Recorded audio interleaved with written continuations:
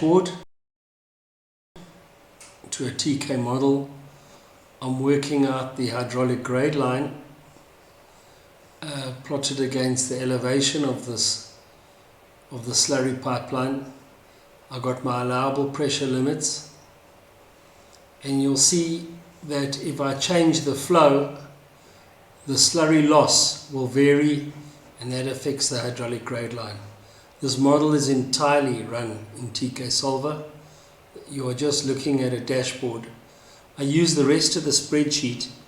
You can't see it. All the worksheets are just storing data extracted from TK.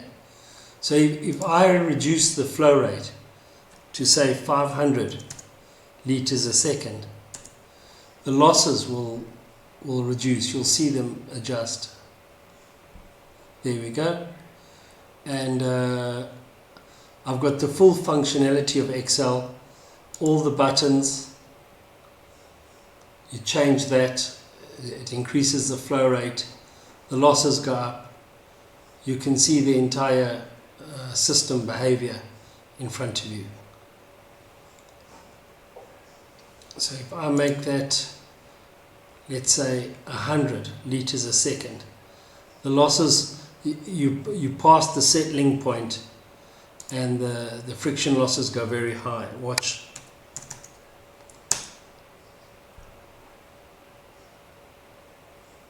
It's calculating.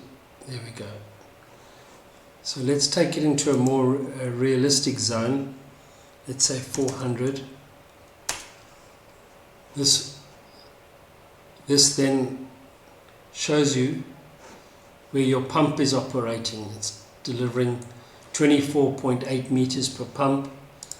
If I reduce that to say 5 pumps, the head on each pump goes up, but it'll still be within acceptable limits. It's done it already. If I carry on to 4, you see it jumps up. So you've got your whole dashboard. Okay, thank you for your attention. Bye-bye.